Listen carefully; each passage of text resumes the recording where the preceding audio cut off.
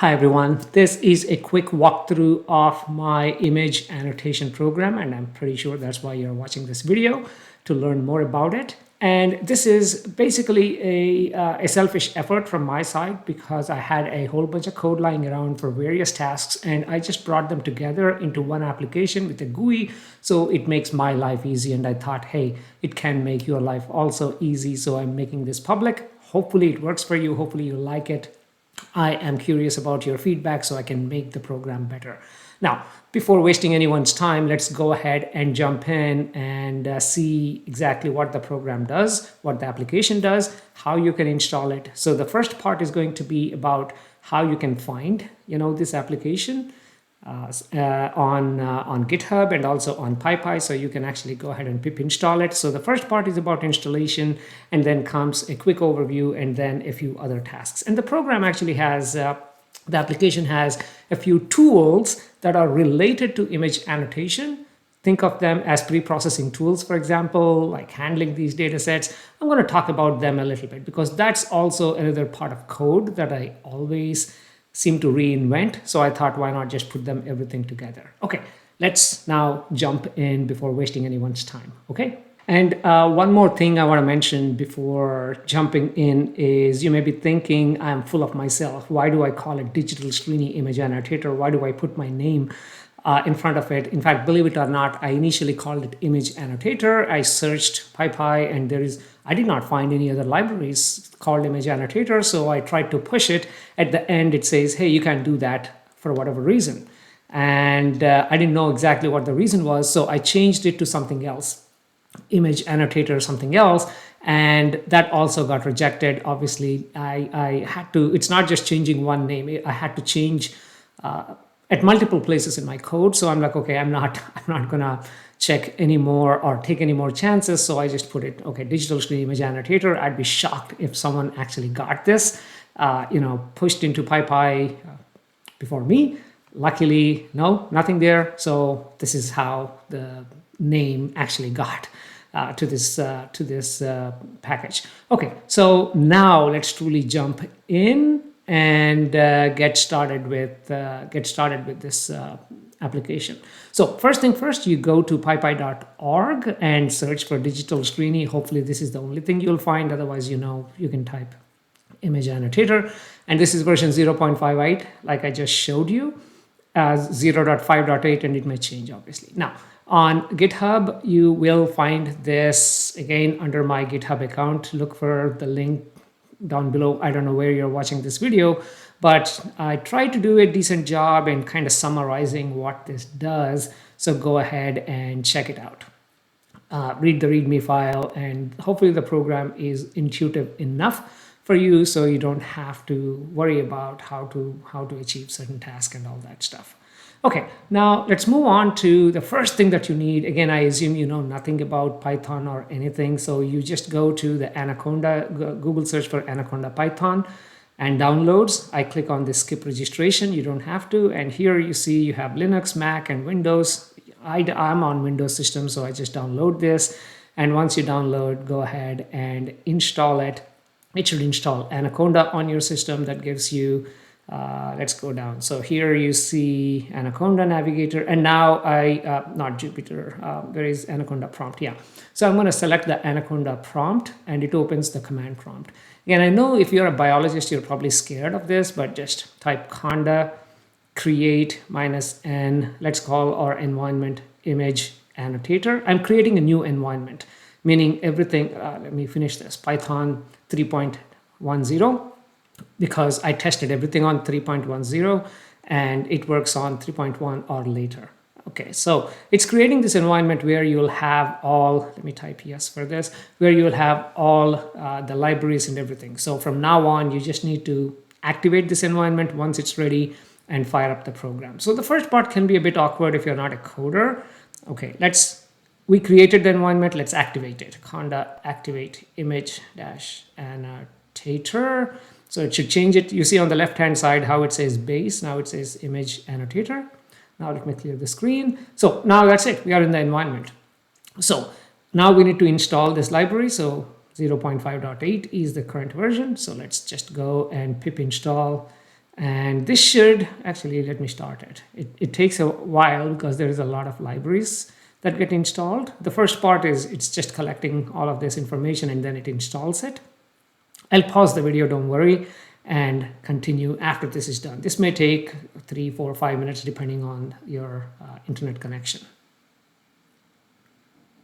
Okay, I paused the video. Now it's all done. You see it installed a whole bunch of stuff, including ultralytics that we're going to use for auto detection of some objects, and SciPy, and there should be PyTorch. I don't see it here, but I bet it installed it. So you don't have to install it.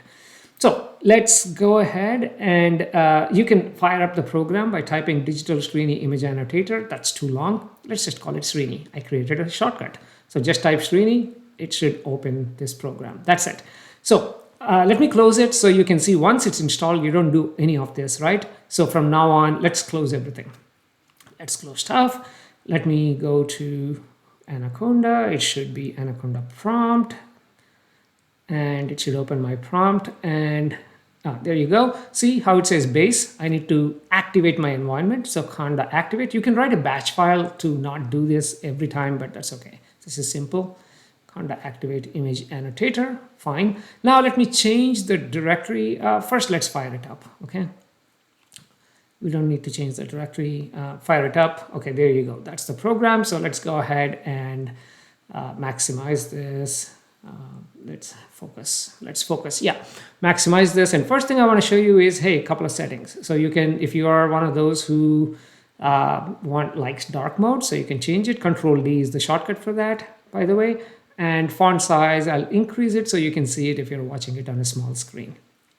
There are a few options there. Okay, you have projects, creating a project, you have settings you just saw. These are the tools I was talking about earlier, and help, just type F1. So let's start a new project. Okay, there you go. Let's click on new project. The screen may be a bit slow because I'm recording, I'm running this. So, okay. So here, this is the place where I am. So you see how I have images subdirectory there. So I like to keep this structure. So let's just demo project 1 and new project created. Let's do this. I'm trying to do things a bit fast. Okay, there you go. The project is created, and now we are ready to add images. You can import existing annotations if you downloaded COCO style or YOLO style annotations dataset. But now let's add new images because we are starting from scratch. So in my images directory, I put a few different types of images. There is a TIFF stack. There is a single JPEG image. There is a CZI image, which is a Zeiss microscope image. So these two are stack images. So let's open. And when you open a stack image, it's going to ask you what the dimensions are. So here it is Z, because this is three-dimensional image. And Z is the Z plane. And when you import it, obviously you can see all the stacks are imported. Now this is the CZI file, which means it has multiple dimensions. So let's change this to number of channels, the height and the width.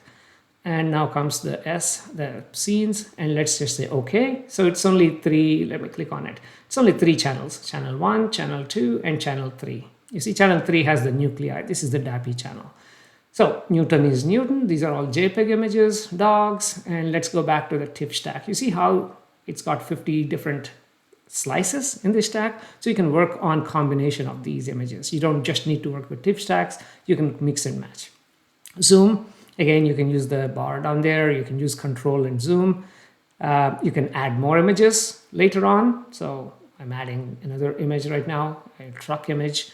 So now let's go back to the first one and let's add classes. So what classes do we have? Well, here I have mitochondria. Let's type cells, and dog is the next one. And then what do we have? Marbles. Let's also add marble, any number of classes. It's up to you. What is the next one? Oh, CZI, nuclei should be the next one. And Newton has a face. Let's say face. What else? Truck. Okay, for truck, let's do windows. And shall we do wheels? Yeah, let's go ahead and do wheels.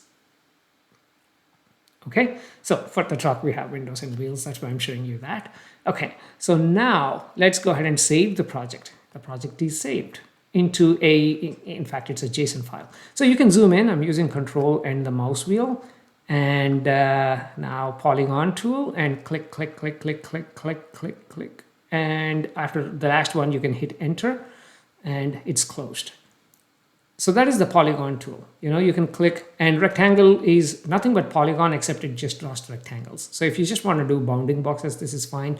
I like polygon tool. In fact, I like the deep learning one. So the double click, edit, you can change the anchor points, you can add anchor points. Shift and click removes an anchor point, by the way. And even this one is a polygon, right? So you double click and click to add more anchor points that you can move. There you go. There you go. You can move them. So you can define a rectangle to begin with, but you can just end up with any shape. Okay, so for this large one, let's go ahead and select the cells, polygon tool. I'm too lazy. Let's just do blah, blah, blah, blah, blah, whatever. I'm going to delete this anyway. You see how it has different color? Let's delete that because I want to show you a cool way of doing things. So the cool way of doing things is, first let's save the project. SAM assisted, segment anything model assisted. There are various models right there. I'm going to pick the small model. Be careful about not using large if your system cannot handle it. So the small model, it downloads it into your working directory. I'm going to talk about this at the end. Remind me if I don't. Okay, now just click and drag around the object. It should detect it. Depending on your computer speed, it can be almost real time. It can take a couple of seconds. Let's add a couple of cells. You see how easy it is.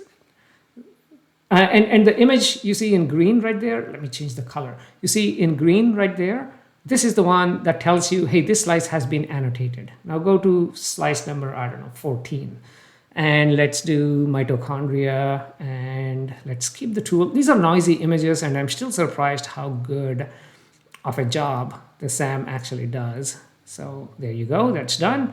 And you see now we have two of these annotated, green and dog. How good of a job does it do? Again, SAM. I do SAM most of the time. Very rarely do I use a, you see, yeah, this is one thing I want to show.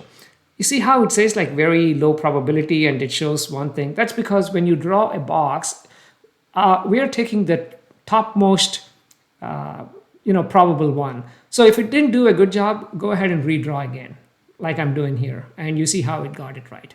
So you may have to do this a couple of times, or maybe the image is complicated and SAM cannot do it.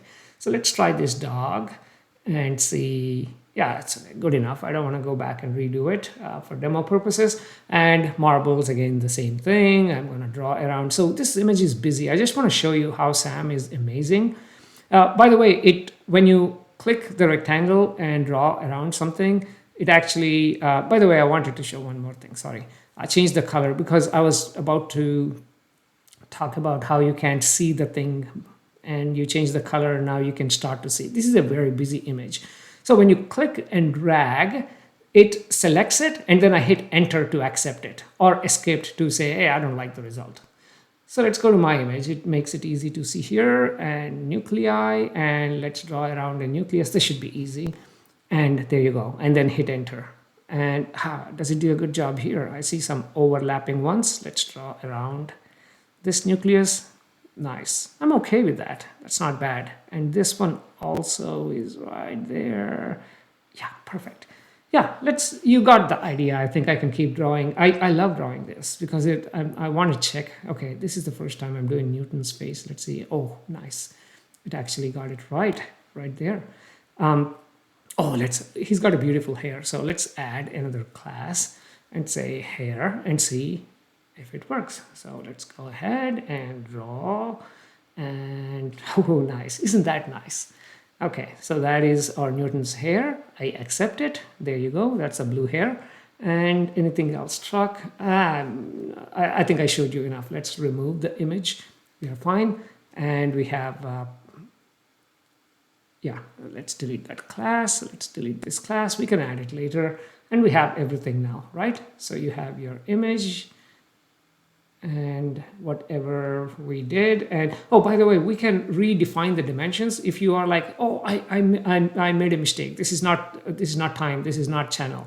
You can come back and you can redefine it. The only thing is obviously it's going to remap the slices. So you're going to lose whatever annotation you did for that specific data set. So let me go ahead and change the last one to Z. Previously it was S. So now the name should change and the last one is Z right there. I need to re-annotate it because that's why you need to make these corrections at the beginning.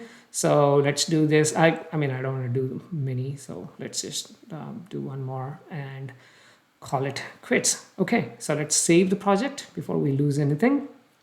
And now let's see. So we talked about these. We talked about slices. We looked at the green ones that are the annotated slices. Now let's actually look at our images. And yeah, this is the TIFF I wanted to show. That's a CGI. And you can also, yeah, actually, anything else to talk about here? I think let's move on. Not much, not much. I think I mentioned about everything. So sorry about thinking while I'm doing stuff. Okay, now let's go ahead and export annotations. Right? I mean, these are, you need annotations. That's what you're doing, right? I mean, annotating for right now, right? So before exporting, you say, oh, mito doesn't mean much. Let's change the name to mitochondria. I think I'm losing concentration here. Okay, mitochondria right there. I'm thinking what else I need to show. Okay, I'm happy right now. So let's move on.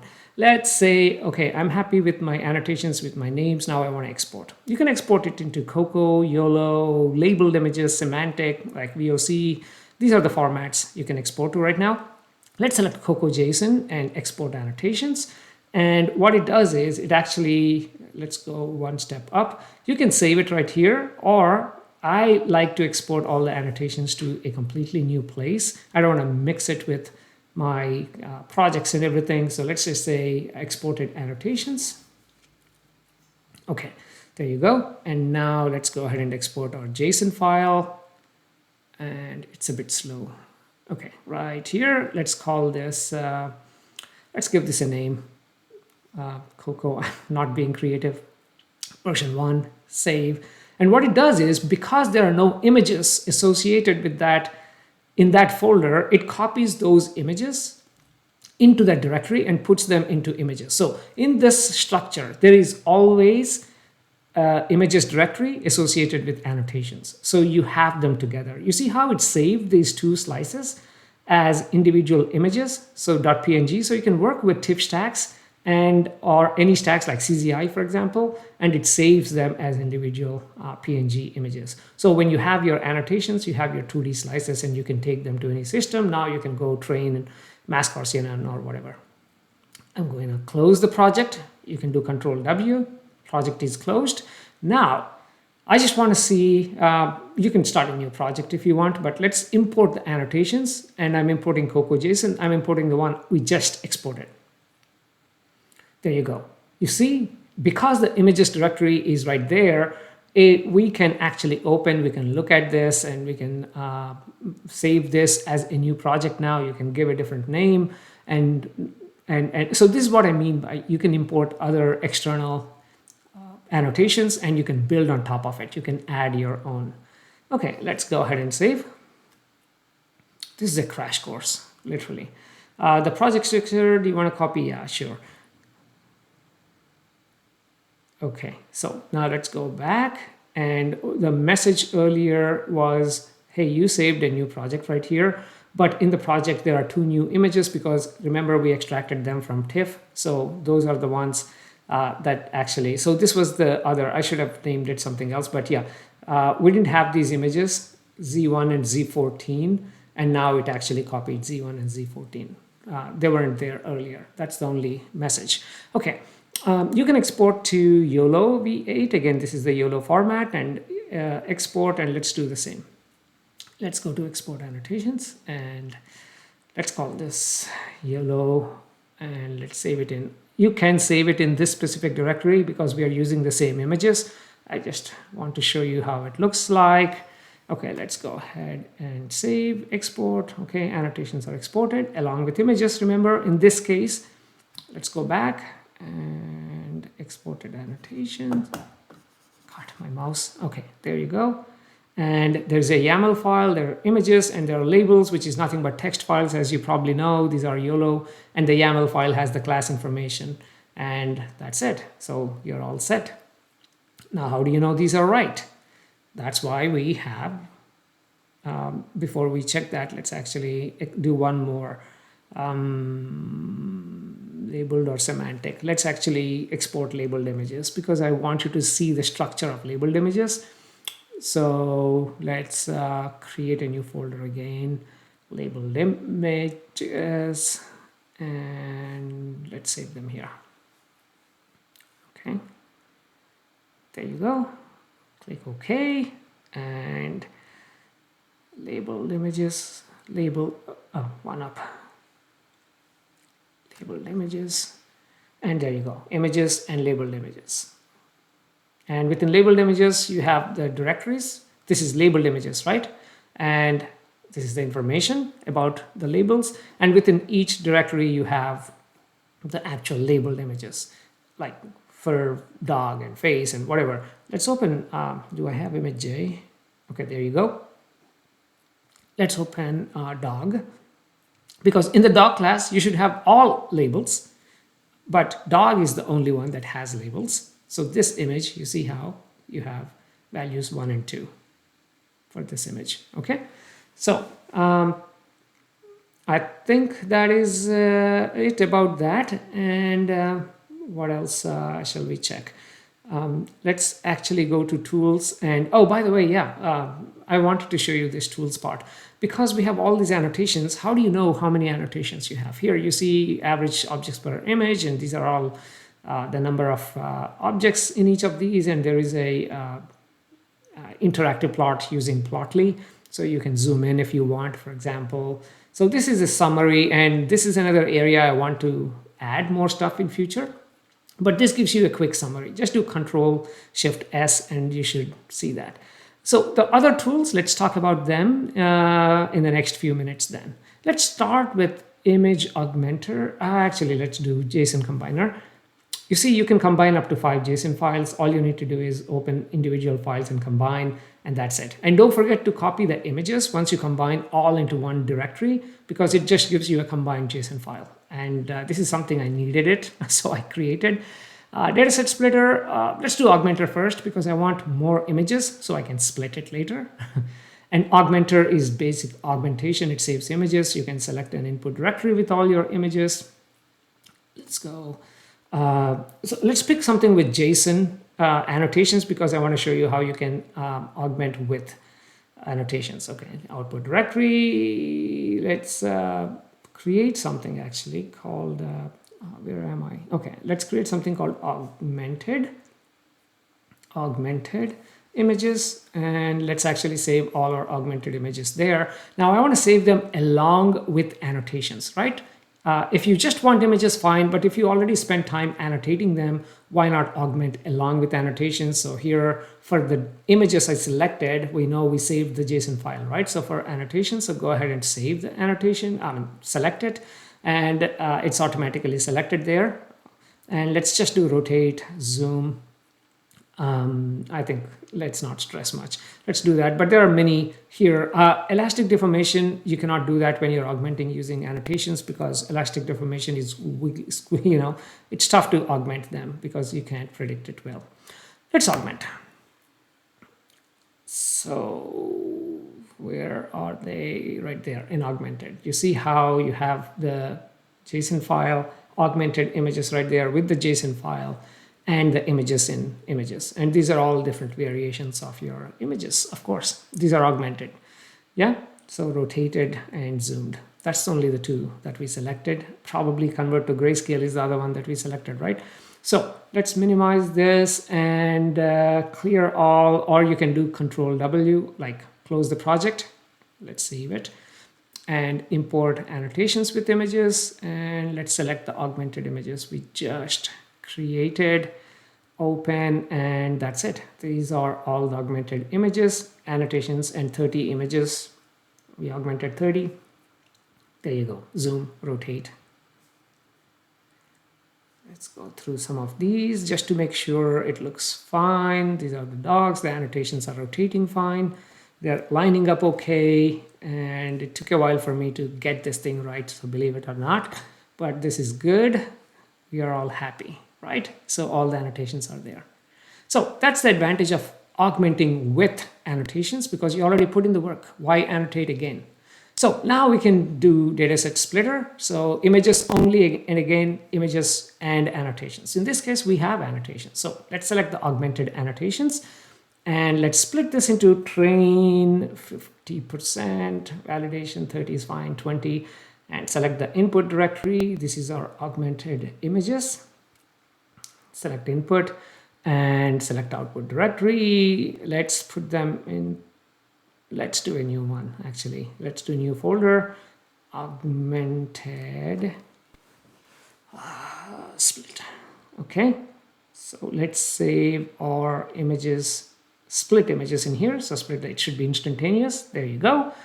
And you probably saw all this code in my previous videos. If you're a subscriber to my channel, there you go, test val train. And within each of these, the way it's organized, since you set up, like selected this upload COCO annotations, within each of the directories, there is, if it's image only, it just dumps it in train val.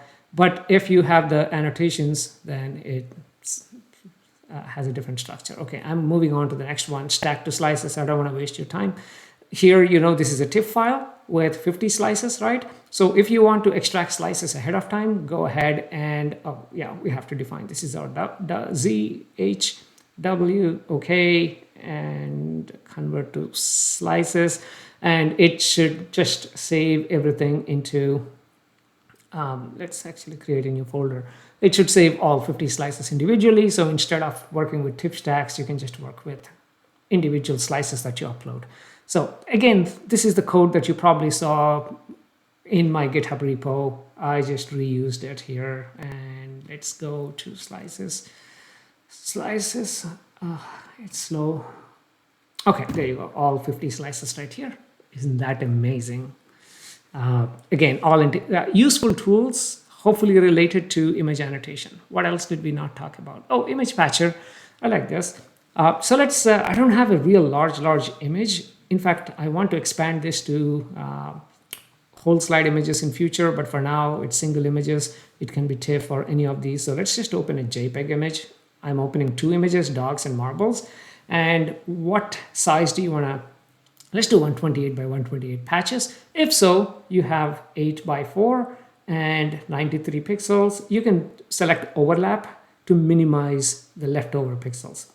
Otherwise, you'll have, if the image is not just divisible by whatever, 16, right? Then you get leftover pixels. You see how it's a balance between these two. You can work with one image at a time. So let's save this patches. And let's save all our patches here. This should also be super fast. There you go.